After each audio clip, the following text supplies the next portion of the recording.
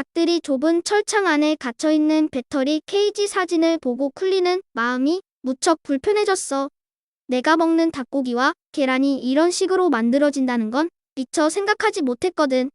이렇게 좁은 우리에 갇혀서 고기가 되기 위해 살아가는 동물은 또 있어.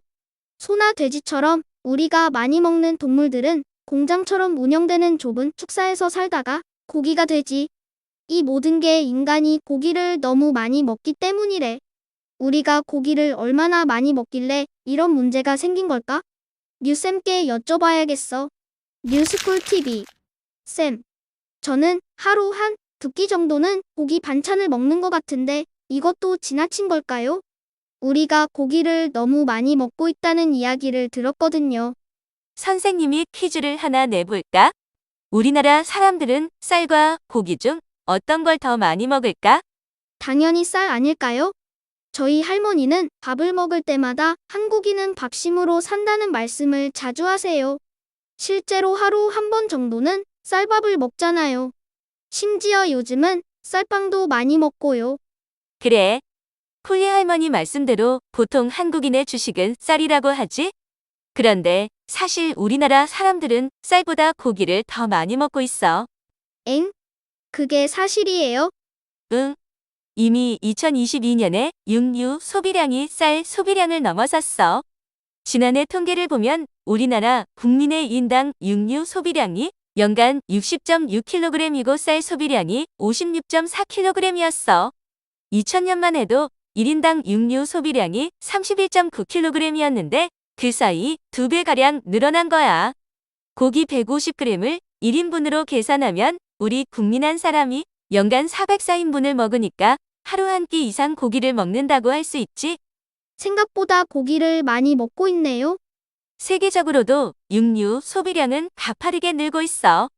지난해 세계 육류 생산량이 3억 6,500만 톤쯤 되는데 1961년 7,136만 톤에서 5배 넘게 늘어난 거야. 그 사이 세계 인구가 2.7배 정도 늘었는데 육류 소비량은 훨씬 더 가파르게 늘어난 거지. 그럼 앞으로도 사람들이 고기를 더 많이 먹게 될까요? 세계적으로는 그럴 거야.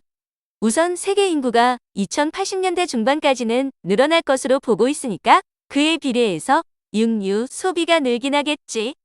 특히 브라질, 인도네시아, 필리핀, 베트남처럼 인구 증가율, 경제 성장률이 모두 높은 나라들의 고기 소비가 늘고 있거든.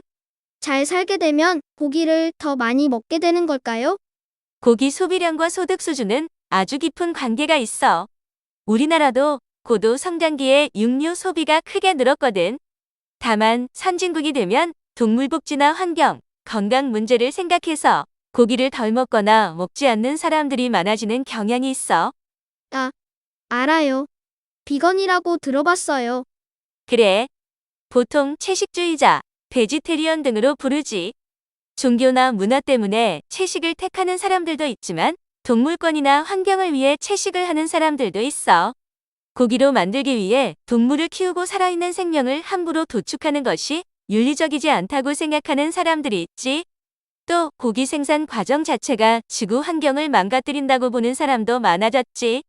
동물을 죽이는 게 윤리적이지 않다고 생각하는 건 이해가 되는데 환경에 나쁘다는 건 왜 그런 거예요? 혹시 소가 방귀를 낄 때마다 지구가 뜨거워진다는 말을 들어본 적 있니? 소는 4개의 위로 먹은 음식을 괴색임질하는데 그 과정에서 위장 속 박테리아가 음식을 분해하고 발효시켜. 이때 나오는 소의 방귀와 트림 성분이 메탄가스인데 이게 바로 대표적인 온실가스야. 메탄가스는 이산화탄소랑 다른 거예요? 메탄은 이산화탄소보다 온실효과가 무려 81배나 강한 기체야. 아무리 그래도 속과 방귀를 낄 때마다 지구가 뜨거워진다니. 지나친 과장 아닐까요? 소 한 마리가 1년 동안 내뿜는 온실가스가 자동차 한 대가 연간 배출하는 배기가스 양과 비슷하다는 건 이미 입증된 이야기야.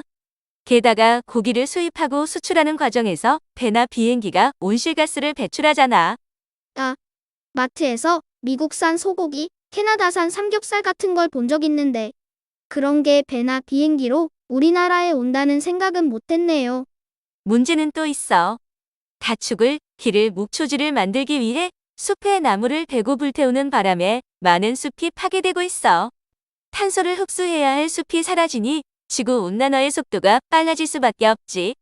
이 표도 한번 살펴보자. 물 발자국, 이게 뭐예요? 탄소 발자국 같은 거예요? 비슷해.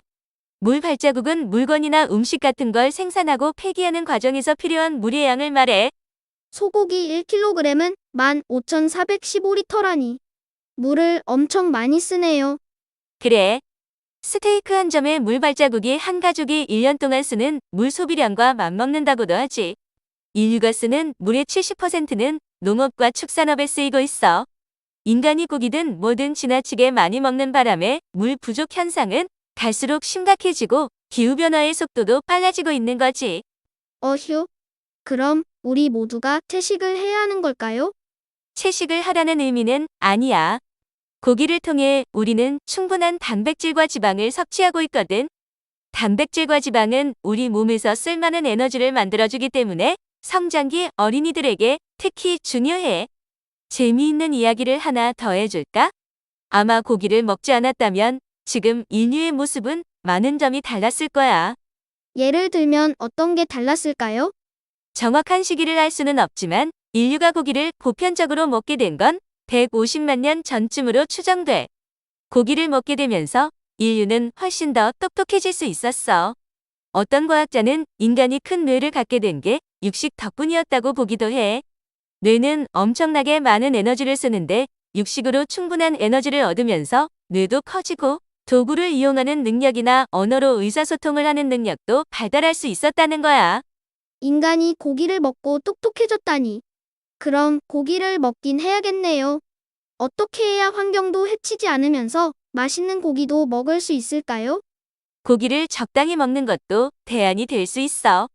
지금처럼 모든 인류가 고기 중독에 가까울 만큼 많은 고기를 먹는다면 나중엔 가축을 기를 땅도 가축을 먹일 사료도 점점 더 부족해질 거야. 쿨리가 취재한 배터리 케이지 문제도 결국 우리가 너무 많이 먹기 때문에 생겨난 문제거든.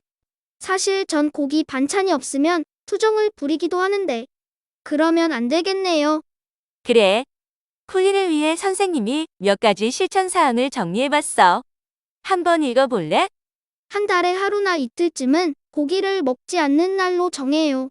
고기를 포함한 먹거리는 가까운 지역에서 생산된 것을 먹어요. 생산 과정을 따져보며 먹어요. 생산 과정을 따져본다는 건 동물 복지를 지켰는지, 항생제나 산란 촉진제 같은 것들을 많이 쓰지 않았는지, 충분한 사육 공간에서 스트레스를 덜 받고 키운 동물인지 살펴보는 걸 말해. 꼭 지키도록 노력할게요. 뉴스쿨 홈페이지에는 더욱 재미있는 뉴스 이야기가 가득해요. 궁금하다면 홈페이지로 놀러오세요. 뉴스쿨 TV 유튜브 채널 구독, 좋아요, 알림 설정도 잊지 마세요.